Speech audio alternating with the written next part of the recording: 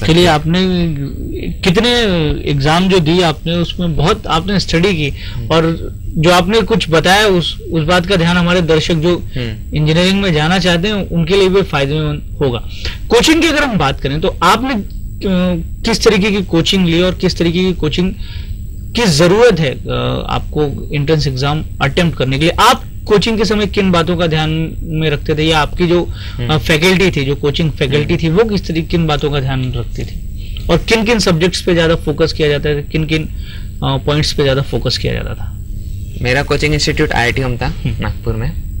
तो IIT home में ऐसा है कि सिर्फ सब्जेक्ट पे ध्यान नहीं देते, फिजिक्स केमिस्ट्री मैथ्स पे ध्यान नहीं देते, उसके अलावा भी बाकी चीजों पे ध्यान दिया जाता है। मतलब फिजिक्स केमिस्ट्री मैथ्स के अलावा साथ जैसे अगर किसी को भी पूछा जाए कि तुमको कॉम्पिटिटिव एग्जाम्स के लिए क्या चाहिए, तो बच्चा बोलेगा फिजिक्स केमिस्ट्री मैथ्स। लेकिन असली में ऐसा नहीं है, आपको और भी बहुत सारी चीजें चाहिए। एक पर्सनालिटी होनी चाहिए, एक पेपर अटेम्प्ट करने के लिए मैच्योरिटी होनी चाहिए, और एक IIT होम में साथ साथ हमारे जो मैडम है निशा कोठारी मैडम, वो सिर्फ सब्जेक्ट देने में विश्वास नहीं रखते हैं, उसके साथ साथ अच्छा इंसान बनाना चाहते हैं। मॉरल वैल्यूज दिए जाते हैं, यहाँ पे सिखाया जाता है कि बचपन से सब बोलते हैं कि सच बोलना चाहिए, लेकिन कोई मानता नहीं है, सबको लगता है कि सच बोलने से काम नहीं चलेगा।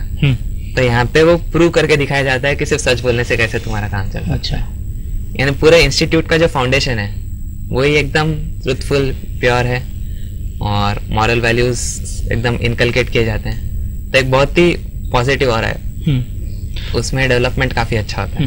ये जो आपने बात कही फिजिक्स केमिस्ट्री मैथ, बहुत सारे जो बच्चे हैं उनका फोकस ये रहता है कि फिजिक्स केमिस्ट्री मैथ उसको जितना आप सॉल्व कर लो उतना अच्छा, और जितने क्वेश्चंस आप निकाल सको उतना सॉल्व करो।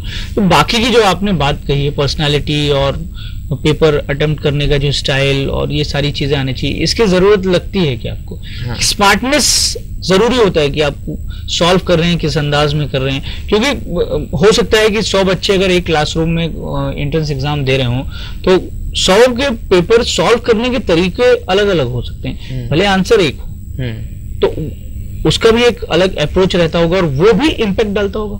तो कॉम्पिटिटिव एग्जाम में एक जनरली क्या होता है, बच्चे बहुत ज्यादा शॉर्टकट्स, टिप्स, ट्रिक्स ये सब ढूंढने की कोशिश करते हैं। आपको 1 मिनट है एक क्वेश्चन के लिए, 4 ऑप्शन है, आपको जल्दी से देखना है कौन सा ऑप्शन सही बैठ रहा है। तो एक बच्चों का एटीट्यूड चेंज हो जाता है, सब्जेक्ट की तरफ उतना ध्यान नहीं रहता, कंसेप्ट पे उतना ध्यान नहीं रहता। तो मुझे लगता है ये नहीं होना चाहिए। अगर आपका सब्जेक्ट स्ट्रांग है, कंसेप्ट स्ट्रांग है, तो क्वेश्चन किसी भी फॉर्मेट में आ, चाहे ऑब्जेक्टिव आ चाहे सब्जेक्टिव, आप उसे आंसर कर ही पाएंगे।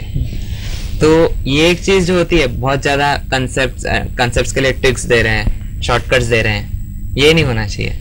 तो बच्चे भी जब पढ़ाई करते हैं तब उनको भी एक ध्यान रखना चाहिए कि उनका पूरा फोकस सिर्फ कंसेप्ट्स पे रहना चाहिए।